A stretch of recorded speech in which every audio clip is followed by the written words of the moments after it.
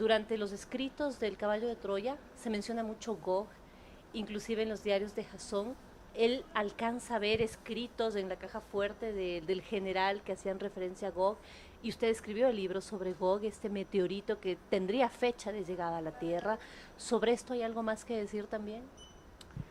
No, yo creo que está todo prácticamente dicho. Es decir, si eso fuera verdad, que no lo sé, tengo mis dudas y ojalá esté equivocado.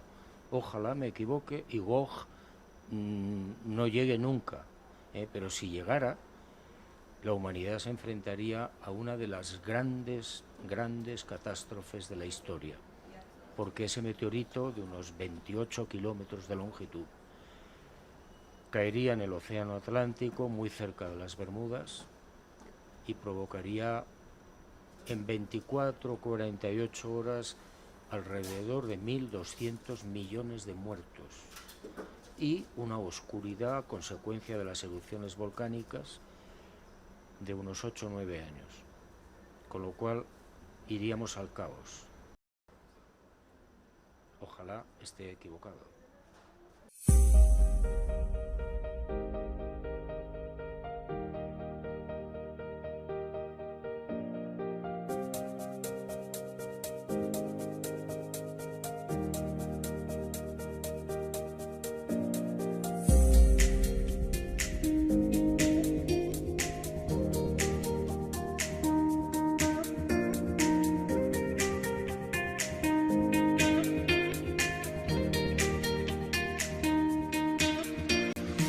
Buen día amigos, continuamos la entrevista con Javier Ropero. Javier, nos habíamos quedado en estos puntos que son oscuros, que llaman la atención, generan sospechas con relación al tema de estos tres asteroides. En principio parece claro, de acuerdo a tu investigación, que ninguno de esos tres asteroides representan una verdadera amenaza o hay certeza con que vayan a golpear en la Tierra. Aunque en el caso de Apophis, bueno, la cosa está ahí más o menos. Pero pareciera que en principio, de acuerdo a lo que has podido evaluar, investigar a lo largo de esos 2 años, no va a haber un impacto directo en principio por ninguno de los tres asteroides. Sin embargo, ya hemos hablado de aspectos que son oscuros con respecto a este tema. Ya hemos tocado el tema del ocultamiento de información por parte de los militares norteamericanos que en 1946 detectaron ese asteroide al que llamamos Gog. Y si no fuera a golpear con la Tierra, ¿por qué no notificaron inmediatamente a los astrónomos civiles desde 1946 que habían detectado eso? Llama la atención. Llama la atención también el hecho de la NASA, que no tiene ni al 1999 AN-10 ni al 1997 XF-11, que no los tiene dentro de la lista de asteroides muy peligrosos, cuando todos los parámetros que miden la peligrosidad o el riesgo de esa clase de cuerpos estelares los indican como extremadamente peligrosos o por lo menos de muy peligrosos. Pero es que hay cosas peores. Vamos con el tema de los dos astrónomos que fallecieron, que son descubridores de estos asteroides y que fallecieron en circunstancias muy sospechosas, como es el caso de Andrea, aquí tengo el nombre, Andrea Milani, que además trazó la trayectoria, y de Kurt Birkel, del quien habla a su vez J. J. Benítez en su libro Gog. Pero no termino ahí, no termino ahí, porque el punto que más me interesa que tratemos es esa famosísima entrevista que hizo el señor Douglas Rushkoff, ¿ok? Sobre el que vamos a hablar un poco más en extensión y que llama la atención el tipo de preguntas que le hicieron a él estos multimillonarios propietarios de estas empresas de inversión. Pero vamos con el caso de los astrónomos. ¿Qué pasó con estos astrónomos? Bueno, para hablarte de los astrónomos, justamente tengo que abordar las anteriores cuestiones que me mencionaste. ¿Por qué los militares en 1946 no dieron esa información? Básicamente porque ellos se dieron cuenta, estaban al final de la Segunda Guerra Mundial. Al final el jefe de proyectos avanzados en ese momento era nada más y nada menos que el general Curtis LeMay. el general Curtis LeMay está mencionado en Caballo de Troya y fue el general que, digamos, a cargo del proyecto Caballo de Troya, del supuesto proyecto, que no sabemos si es verdadero o falso. La cuestión es que realmente el Curtis LeMay fue un general que junto con Vannevar Bush, que era la persona civil, ingeniero civil, que estaban llevando todos esos temas militares, pues fue esas dos personas los que decidieron el bombardeo de Tokio, del cual se habla muy poco. Pero ese bombardeo de Tokio fue la mayor salvajada que la humanidad ha hecho, superior al de las 2 bombas atómicas.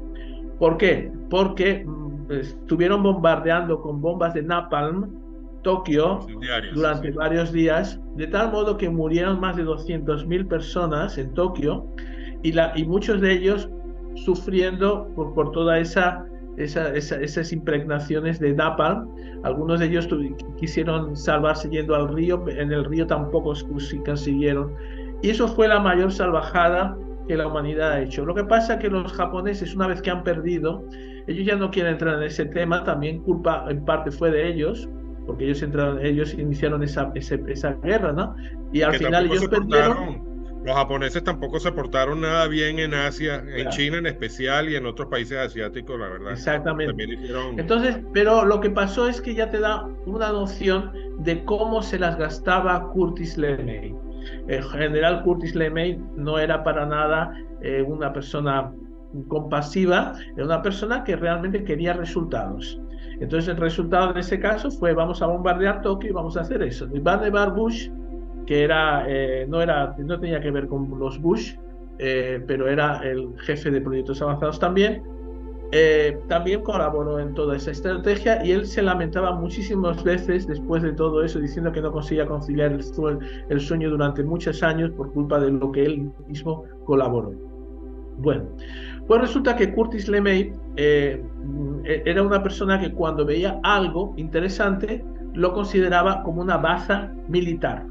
Entonces, en el 1946, cuando estaba Curtis LeMay a cargo de los proyectos, se hizo un proyecto llamado Proyecto Diana, en el cual un radar se enfocaba hacia la Luna, y ese radar enfocándose hacia la Luna, las ondas de radar eran reflejadas en la Luna, y a partir de ese reflejo, expandiéndose, él conseguía ver varios otros objetos, desde no solamente objetos terrestres navegando por el cielo, sino también asteroides, etc. Y fue justamente cuando se hizo el proyecto Diana que se observó el 1999 AN10. No había forma de no verlo. O sea, es imposible que los americanos a cargo del proyecto Diana no viesen ese asteroide. Y justamente esa es la primera vez que se vio, porque en aquella época, después de la Guerra Mundial, nadie se interesaba realmente por los asteroides. Esos lo vieron porque apareció delante de ellos. Pero en ese momento, Vannevar Bush y Curtis LeMay dijeron cuáles son las consecuencias militares de este conocimiento. La idea fue: si nosotros conocemos la técnica de deflexionar asteroides, de deflexionar un asteroide, tenemos una baza militar garantizada.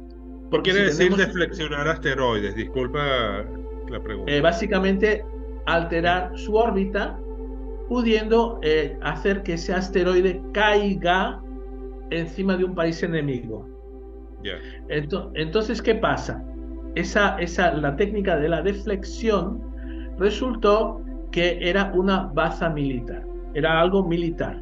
Y por eso que como tú preguntaste, te estoy respondiendo al tema de por qué los militares ocultaron la información que tenían sobre el asteroide 1999 AN10. Resultó que en el año 1999 fue cuando, después de una distensión, una guerra fría, ya no estaba más ni Curtis LeMay ni Vannevar Bush, ninguno de esos estaba más. Y se hizo la Estación Espacial Internacional. Hubo una necesidad de comunicar informaciones con los propios soviéticos, que también tenían muchas informaciones. Y entonces en ese momento se percibió que los militares no tenían suficiente capacidad para para, digamos, saber una órbita con perfección, porque ellos utilizaban técnicas balísticas que sirven dentro de la atmósfera terrestre, no sirve para fuera de la atmósfera terrestre. Entonces ahí le pasaron los militares esas informaciones sobre Gogh, sobre 1999 AN-10, fueron esas informaciones que venían del ejército, la rama militar de aeronáutica del ejército, se pusieron en comunicación con el MIT, Massachusetts Institute of Technology, para que los ingenieros del MIT con mayor precisión pudiesen mejorar la órbita de Gogh. Entonces, bueno, ahí ya parece ser que tuvieron que admitir que tal vez la historia de la deflexión no iba a ser una buena idea. ¿Por qué? Porque ya, primero de todo, Carl Sagan ya había hecho un artículo con otros astrónomos diciendo que deflexionar un asteroide, conocer cómo hacerlo, podía tener dos puntos, uno positivo y otro negativo. Positivo, que no cayese ese asteroide en la Tierra, está bien, pero el negativo es que si esa información, ese conocimiento cae en las manos de de un país enemigo, ese país enemigo puede utilizarla para mandarte el asteroide encima tuya. Y entonces, ¿qué pasó? Que ese era conocimiento militar, era conocimiento reservado militar. Y Carl Sagan, este astrónomo famoso por aquellas películas Cosmos, aquella serie de Cosmos, que era una persona extremadamente abierta, él hizo realmente varios artículos sobre el tema de la deflexión, pero unos artículos científicos muy serios, donde calculando con datos numéricos y con informaciones muy precisas, él mostró si interesaba o no interesaba, básicamente inclusive para orientar a los militares. ¿Será que interesa, digamos, conocer esto o mejor no? Llegaron a la conclusión de que solamente se haría un esfuerzo en las técnicas de deflexión si realmente había una amenaza, algún asteroide real que pudiese impactar. Bueno, pues resultó que este conocimiento era conocimiento reservado de los militares. Y sorprendentemente Carl Sagan, que tenía una salud bastante buena, empezó a tener una enfermedad grave que murió, y muchas personas se preguntaron, es muy raro lo que le ha pasado a Carl Sagan por el proceso de la enfermedad. Llegaron a la conclusión de que podía haber sido o envenenado o había alguna cosa ocurriendo con Carl Sagan. Eso en el caso, existe en la internet un foro de internet donde se pregunta a una serie de personas, ¿usted qué cree? Y la mayoría dice que posiblemente fue muerto, asesinado. Entonces, por un lado, ya tenemos un astrónomo famoso especializado en la deflexión que posiblemente fue asesinado, Carl Sagan. Pero resulta que tenemos a Kurt Birkle, que era mencionado en la novela Gogh, que resulta que no era un personaje aleatorio. Kurt Birkle era un astrónomo. Lo que pasa es que en la novela Gogh se dice Kurt Birke, sin la L. Entonces parece como que no se le menciona, pero realmente Kurt Birkle estuvo en el observatorio de Calar Alto, en España, y era el responsable del observatorio de Calar Alto. Aparentemente, en la novela Gogh, él recibió la información de unos militares americanos de un asteroide, y ellos le preguntaron cuál era la posibilidad de que ese asteroide impactase en la Tierra. Entonces, él lo vio, y imagino que hizo sus cálculos, porque él era especialista ya en aquella época en cálculo orbital, y de algún modo, por algún motivo, él entró en comunicación con Benítez en aquella época. Ya entró en comunicación, tal vez para hablar o no hablar o alguna cosa. De hecho, aparecen fotos de Benítez junto con Kurt Birkle. Resultó que Kurt Birkle, después de salir en 1998, después de volver a Alemania, donde que era su patria de origen, él murió en accidente de tráfico, cuando él era un motorista, un piloto muy bueno realmente. Lo que le gustaba un poco la velocidad, y la gente decía, bueno, ten cuidado con la velocidad, pero básicamente era una persona buena pilotando un coche. O sea, estás diciendo que Kurt Birkle recibió información de los militares norteamericanos que le pedían calcular la órbita de ese asteroide y tiempo después, habiendo calculado la órbita, murió. Ese es el Eso tema. es lo que se deduce del libro de Gogh, del libro de la novela de Gogh de Benítez. Él aparece como el que recibió esa información. Y también el propio libro de Gogh aparece, digamos, lo que pasa es que le han cambiado el nombre un poquito, ¿no? Pero aparece realmente en el libro de Gogh, aparece como realmente que le mataron los americanos. Se especifica que eso fue un asesinato. Igual que otros asesinatos que ocurrieron en la novela, ¿sabes? Vale. Sí, pero, y el caso del astrónomo italiano Andrea Milani, se me pasó el nombre. Entonces, Andrea Milani es la persona. ¿Cómo se podría definir a Andrea Milani? Andrea Milani, después de lo ocurrido en el 1997 y XF11, en que la Unión Astronómica Internacional perdió la credibilidad a la hora de hacer una órbita, se decidió que las informaciones de la Unión Astronómica Internacional iban a pasar a 2 laboratorios mundiales que eran los mejores que había para cálculo de órbitas. Uno en la Universidad de Pisa y otro en Estados Unidos. Entonces, una vez que esos 2 laboratorios independientemente llegasen a una conclusión sobre la órbita, entonces se decidía lo que hacer. Bueno, pues resultó que las informaciones que llegaban a la Universidad de Pisa le llegaban a Andrea Milani. Andrea Milani es el mayor especialista mundial en cálculo orbital. Inclusive escribió un artículo, un libro entero sobre todo eso. Mientras él estaba escribiendo el libro, los americanos fueron a aprender, mandaron a los alumnos de ellos a aprender con Andrea Milani y estuvieron ahora mismo no me acuerdo del nombre, pero un astrónomo americano famoso estuvo trabajando con Andrea Milani para aprender lo que Andrea Milani sabía de cálculo orbital. Entonces, ¿qué pasó? El americano volvió a su tierra y fue, digamos, se entró dentro del grupo de cálculo orbital que ya existía en Estados Unidos, ese americano que era amigo íntimo de Andrea Milani, ya, o sea, realmente eran amigos. No sé hasta qué punto eran de verdad amigos, pero la cuestión es que Andrea Milani en vida le ponía muy bien, le hablaba bien de él. La cuestión es lo siguiente, que es curioso porque después de unos años, de pocos años, resultó que Andrea Milani iba a la universidad de bicicleta todos los días porque estaba bien cerca de su casa y de repente aparece en una especie de cuenca, como de un río que había paralela a la carretera, muerto, como si se hubiese caído allí con su propia bicicleta.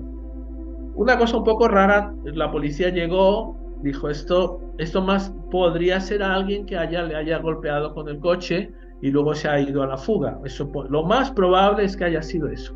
Ahora, la intencionalidad de eso que ocurrió puede ser que alguien lo haya hecho aleatoriamente o puede ser que convenientemente. ¿Por qué? Porque resultó que, digamos, Andrea Milani era el que más sabía. Ahora, una vez que la decisión ya no está en Italia, sino está en Estados Unidos, ya solamente tenemos... Ahora, ¿qué pasó? Que los especialistas en cálculo orbital son de la Universidad de Pisa, son también buenos, no se puede decir que no lo sean, pero no son Andrea Milani, que era el mejor mundialmente. Y además Andrea Milani tenía otra cosa, que fue el primero astrónomo que propuso la deflexión de un asteroide. El que propuso la idea, un proyecto específico, y después de Carl Sagan decir los peligros, él llegó un momento en que Andrea Milani dijo, hay que hacer algo. ¿Por qué? Porque posiblemente vio que había motivo para hacer algo. Entonces, y siguiendo los consejos de Carl Sagan, él dice, ahora es el momento de iniciar un proyecto de deflexión porque realmente tenemos riesgo.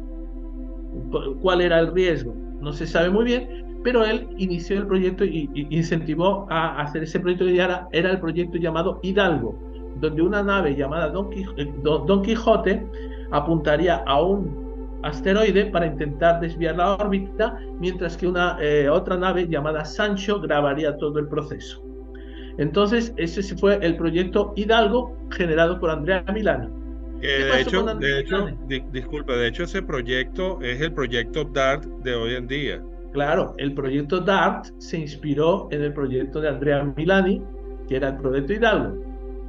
Claro, ahora ya llegó un momento en que yo creo que ahora ya lo que quedaría muy mal era no hacer nada. Y ellos de algún modo, tal vez ya hayan hecho algo, a lo mejor ya hubo alguna, pero tienen que mostrar que están haciendo algo, y realmente el proyecto DART es una clara indicación de que está siendo hecho alguna cosa en ese sentido. Y realmente, entonces esto te viene a decir que ellos ya están mosqueados con la mosca detrás de la oreja, diciendo alguna cosa se nos viene encima, hay que ponerse a hacer cosas por si las moscas, porque realmente, y eso porque según la idea de la deflexión, se llama el dilema de la deflexión. Solamente se puede iniciar un proyecto de deflexión si realmente hay motivos para iniciar ese proyecto. Entonces, lo que llama la atención es cómo personas envueltas en cálculo orbital y deflexión se han muerto por el mismo procedimiento. Sí. Accidentes de tránsito. Algo sospechoso ese punto. O sea, claro, yo diría que si tu hijo te dice, papá, quiero ser especialista en deflexión, le desaconsejes, porque la probabilidad de que los especialistas de deflexión terminen muertos en extrañas condiciones en la carretera es raro. Igual que ocurrió con Eugene Shoemaker. Eugene Shoemaker fue, digamos, el que vio aquel asteroide que chocó con Júpiter, sí. Y vio como el asteroide, al aproximarse de Júpiter, se dividió en varios fragmentos. ¿Sabes lo que quiero decir? Sí, o sea, cuando tú ves un asteroide aproximándose a un planeta, no puedes pensar que ese asteroide va a quedar igual en la misma situación cuando se aproxime. Entonces, si nos aplicamos eso al tema de Apophis, y entendiendo que Apophis realmente es un conglomerado de piedras, eso lo sabe todo el mundo, lo más normal, que por causa de la gravedad de la Tierra, no estoy hablando del aire, de la resistencia al chocar con el aire, no, es por causa de la propia gravedad de la Tierra, el asteroide se divida en varios. Entonces, ¿qué pasa si el asteroide se divide en varios? Apophis se divide en varios. Estamos jorobados completamente, porque en esa hipótesis nadie la ha considerado. ¿Qué pasa si se divide en varios? Que a lo largo de esa línea que va desde el Báltico hasta Inglaterra pueden caer varios pedazos y cubrir Europa toda de pedazos de Apophis. Por otro lado, otro peligro con Apophis es que justamente los gobiernos no se van a quedar tan tranquilos.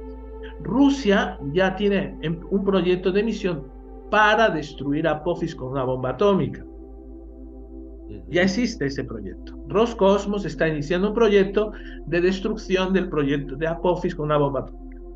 Por otro lado, tenemos los sudcoreanos que también quieren colocar una sonda al lado de Apophis como para grabar más de cerca la llegada de Apophis. Y por otro lado, tenemos a los americanos que han decidido que la misión Osiris-Rex, que ha ido a un asteroide llamado Bennu, ahora ha traído unas piedras, ha dejado caer sobre la Tierra unas piedras que recogió en el asteroide Bennu, y ellos han mandado al propio, Osiris-Rex, que es una especie de sonda espacial, en dirección a Apophis. Es decir, ahora quieren estudiar Apophis para extraer de Apophis un pedazo de piedra. Entonces vamos a ver qué le estamos haciendo a Apophis. Un asteroide que podría pasar sin pena ni gloria por el cielo terrestre, ahora resulta que se va a encontrar con un montón de detritos espaciales, con un montón de satélites artificiales jubilados, con un montón de porquería espacial en todo ese trayecto. Después de todo, además de todo eso, vamos a tener a Rusia y Putin queriendo destruirlo con una bomba atómica y no sabemos en qué condiciones, ni cuándo, ni cómo. Puede ser cuando a ellos les venga mejor, que no les caiga encima a ellos, que les caiga encima a otros, pero no a ellos, ¿no? Y además a Rusia no actúa, ahora mismo no dialoga con nadie. Él no va a ver, vamos a hacer algo conjuntamente, nación americana, rusa, para destruir a Apophis. Eso no va a ser hecho. Entonces tenemos un montón de personas envueltas en Apophis que no se coordinan en absoluto, están cada uno por su cuenta y pueden hacer lo que les dé la gana. ¿Qué significa eso? Que los europeos y la tierra toda tiene que echarse a temblar en este momento, porque con esa descoordinación completa lo más seguro es que la cosa va a ir mal. Entonces, ¿qué significa? Que un planeta, un asteroide que a lo largo de millares de años, millones de años, posiblemente ha pasado asustando a los seres a los Homo sapiens, a los Homo habilis, a los Homo erectus, y todo el mundo asustado. Ahora, en este momento, ya no estamos más asustados, pero estamos interfiriendo en ese tránsito completamente elegante y asustador de Apophis por la Tierra. Entonces, ¿qué pasa? Que nosotros seríamos responsables, el ser humano sería responsable y la tecnología humana sería responsable. La falta de coordinación entre personas, valorizar más la tecnología, el orgullo de que yo sé más, yo sé hacerlo mejor que tú. Eso que nos va a llevar a una cosa que puede ser muy grave, porque aunque Apophis tenga 360 metros de diámetro, el poder de Apophis es de 1000 bombas atómicas. Da igual que caiga en el cielo o que caiga en la tierra, que se deshaga en el cielo o se deshaga en la tierra. Son 1000 bombas atómicas. Si se deshace en el cielo, tenemos un montón de restos de sílice que se pueden mezclar con la atmósfera. Y ese sílice va a contaminar toda la atmósfera de la Tierra, siendo un peligro completo para los seres humanos. También tenemos que ese Apophis, en la situación que está en este momento, va a hacer una hendidura en la capa de ozono. Es como si fuese una lancha que va ultra rápido por un lago. Tú ves el rastro de la lancha que se abre en dos. Pues él va a pasar por la ionosfera, por la capa de ozono, haciendo una división. Y eso no lo digo yo, lo dice Daniel Durda, que es uno de los fundadores de la organización B612, que es súper importante para el cálculo orbital. Eso lo dice Daniel Durda, no yo. Entonces tenemos que estamos así organizando conferencias como en este caso, que está bien que se hable, ¿no? Que se hable de asteroides, sensibilizar a la población, pero es que la cosa no está como ya empezar como para tirar flores. Resulta que cuando en Austria hubo... Eso te lo iba a preguntar también. El caso de Austria y la ministra de Defensa. Claro. Resulta que en 2021 se celebró la conferencia de defensa planetaria, que son una serie de simulaciones que se hacen entre varios gobiernos para simular asteroides. Se realizó en Viena, en Austria. Entonces, observa que el título de la conferencia es Conferencia de Defensa Planetaria. Entonces, ese mismo año, en 2021, la ministra de Defensa de Austria dijo a los austriacos: preparados 5 años, tenéis que ser autosuficientes. Se lo dijo a todos los austriacos. En 5 años tenéis que ser completamente autosuficientes. Guardar comida, guardar reservas, porque vais a necesitarlas. Eso lo dijo la ministra de Defensa. Y claro, las personas se preguntan ¿por qué? Ella no especificó cuál era el motivo.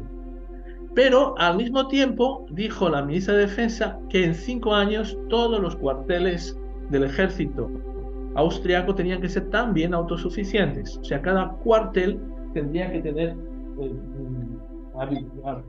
víveres para pasar varios años con completa independencia. Entonces, eso es muy raro que se diga por una ministra de Defensa. Al mismo tiempo, ese mismo año, también había otra ministra de Defensa en Alemania. Y la ministra de Defensa alemana decidió crear la primera institución de defensa del ejército a nivel planetario, que después Trump copió la misma idea y fue el que y se hizo en Estados Unidos una especie de rama del ejército que es la Fuerza Espacial. Bueno, pues la Fuerza Espacial ya se había hecho en el año 2021 por causa de la ministra de Defensa alemana. Se organizó. ¿Cuál era, digamos, el objetivo de esa Special Force, Fuerza Espacial Alemana? Limpiar, uno de los objetivos era limpiar los desechos que hay más allá de la ionosfera, de desechos de satélites, etcétera. Básicamente una idea plausible, maravillosa, que es limpiar el camino de Apophis. A mí me parece sensacional. Pero la verdad es que luego Trump decidió hacer una fuerza espacial cuyo objetivo realmente ya no era limpiar nada, era básicamente una fuerza espacial militar. Era una especie de, digamos, tener un control de todas las operaciones e intercambio mercantil, inclusive entre la Luna y la Tierra, de todos los países. Como si fuese una especie de policía de aduanas a nivel interestelar. Básicamente, quien quiera hacer algo entre la Luna y la Tierra va a tener que tener la policía, la Special Force de Trump ahí. Vale. Bueno, entonces no sé si te he respondido varias cosas. No, vamos a tratar brevemente porque el programa está llegando a su fin, pero no quiero dejar pasar por alto esta entrevista tan especial de Douglas Rushkoff. Okay. Douglas Rushkoff, para la audiencia, es profesor universitario, conocedor de robótica, desarrollo de inteligencia artificial, computación cuántica, evolución humana, economía, etcétera, etcétera, etcétera. Profesor de la Universidad de Nueva York, escritor y columnista en los medios de comunicación de New York Times y The Guardian.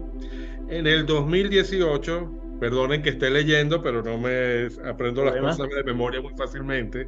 En el 2018 se le pidió que diera una conferencia ante los directores y mayores accionistas de los más importantes fondos de inversión del planeta. Lo escribió en su columna del New York Times.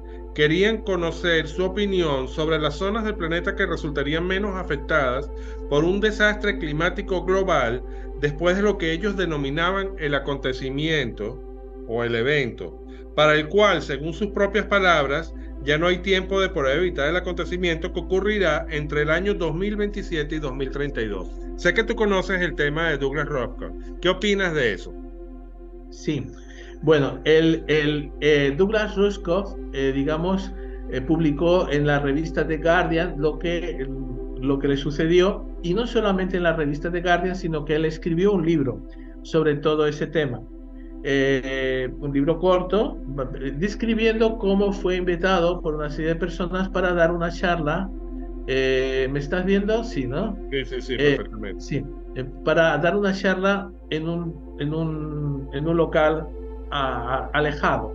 Entonces se le recogieron en el aeropuerto en una limusina y durante varias horas recorrieron las carreteras hasta llegar a un sitio que parecía una especie de cercado grande, donde había un pequeño aeropuerto y donde aterrizaban aviones también, pequeños aviones. Al llegar a ese sitio, a ese local en medio de la nada, digamos, bueno, le dijeron, entre aquí y prepárese para mañana, porque realmente ya no daba tiempo por la noche de hablar.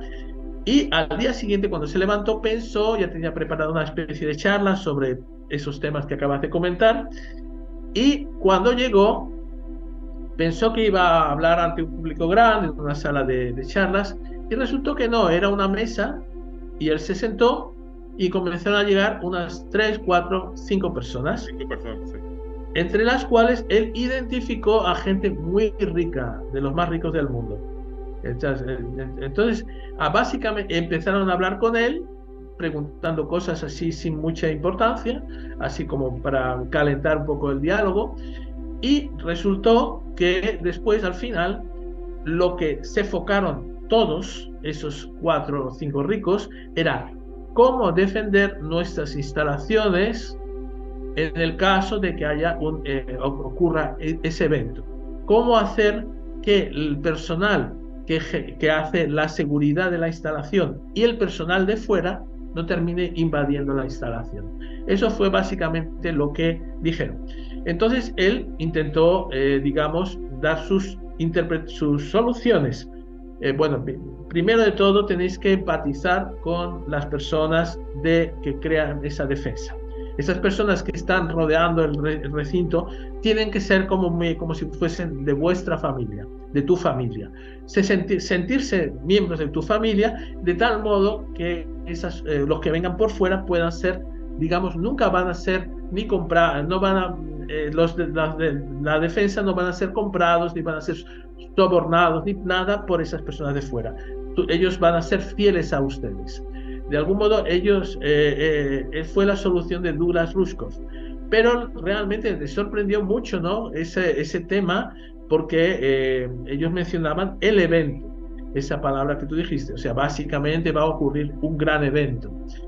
Bueno, entonces ese evento, ¿cuál puede ser? ¿Será Apophis cayendo en la tierra? Eso es lo que se deriva, es lo que interpreta cualquier persona que lea ese artículo. O sea, qué evento puede ocurrir entre el año 2027 y el 2032 que genere un cambio climático inmediato y que obligue a personas como ellos a refugiarse bajo tierra, probablemente por años.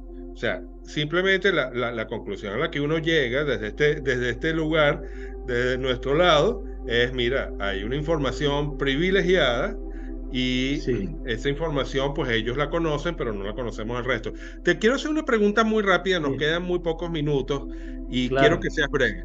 Si yo fuera gobierno o uno de estos gobiernos mundiales, tú que conoces el tema de inteligencia artificial, computación, todo eso, ¿no hay posibilidades de que estos gobiernos hackeen estos programas de cálculo de órbita, de trayectorias orbitales, y aquellas personas de buena fe, astrónomos o cualquier otra persona que cargue esa data en esos programas, le den una respuesta que sea conveniente para los intereses de los gobiernos? ¿Eso tú no crees que pudiera ser posible?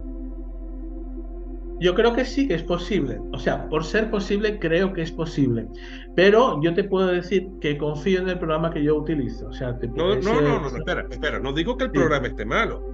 En sí mismo no digo que el cálculo orbital que sustenta la información matemática, física, que sustenta el cálculo orbital esté equivocado, sino que simplemente alguien de alguna manera entra a la programación y para esos casos especiales que pudiera simplemente, cuando tú cargas la data de esos cometas, te dé una trayectoria alejada de la Tierra. No habría ningún problema. No habría ningún problema. Inclusive te diré una cosa. Igual que el algoritmo del YouTube detecta palabras para cancelar una suscripción de YouTube, etcétera, eso se puede hacer perfectamente con programas que funcionan en tu ordenador. El ordenador actualmente, todos los ordenadores no se escuchan. Todos son los ordenadores, igual que Alexa no se escucha, el ordenador tuyo, el mío, no se escucha. Entonces hay que tener mucho cuidado lo que uno dice delante de su propio ordenador. Según la inteligencia artificial, las redes neuronales que yo trabajo en ellas, una red neuronal te consigue rápidamente instalada en tu ordenador, y no son muchas líneas de código, son pocas realmente. Te puede reconocer perfectamente lo que estás diciendo. Vale, entonces yo no descartaría esa posibilidad. Al fin de cuentas, lo que les interesa, o sea, hay personas que parece que tienen una información privilegiada, mientras tanto todos los demás astrónomos te dicen con total certeza, según ellos, no, ninguno de esos asteroides va a golpear. Tengo que dejar la entrevista hasta aquí, Javier. Muy agradecido contigo. Amigos, quiero también hacerles un comentario acerca de Javier Ropero. Javier, aparte de científico, profesor universitario, especialista en inteligencia artificial, es una persona muy estudiosa de la Biblia y me ha llamado mucho la atención en conversaciones con él privadas, la vinculación que él ha hecho entre lo que pudiera resultar de estos fenómenos celestes, de estos cometas que van a pasar en esta fecha, con testimonios o revelaciones que vemos a nivel de la Biblia y de otros textos. No sé si Javier quiera más adelante que conversemos eso en un siguiente programa, pero bueno, ya lo dejaremos. No, lo que te voy a comentar es lo siguiente. Yo así considero que si yo tengo que convencer a alguien de una idea, lo tengo que convencer de modo racional. Por supuesto. Yo creo que hay temas en la Biblia que hasta una persona atea completamente, si le presentas esa explicación de un modo completamente racional y razonado, no te va a decir que no, porque realmente hay cosas que si tú lees las cosas en la Biblia y se puede ver que tienen un fundamento racional completo, o sea, no se puede decir que no. Entonces así, yo no soy de los que pueda hacer proselitismo de ningún tipo religioso, porque yo considero que el ser humano, la única forma de que la persona se convenza de algo es convencerle por argumentos Vale. racionales. Mira, Entonces, Javier, claro, yo lógicamente, tengo lamentablemente que cortar y despedir la claro, entrevista, pero pues mira, Javier, lo volveremos a conversar y además hay otros programas sobre los que tenemos que hablar. Amigos, muchísimas gracias por acompañarnos el excelente. día de hoy y gracias a ti, Fue un Javier, por placer. haber venido. Vale, Hasta luego, hasta hasta otro luego. día. Adiós. Gracias. Hasta luego.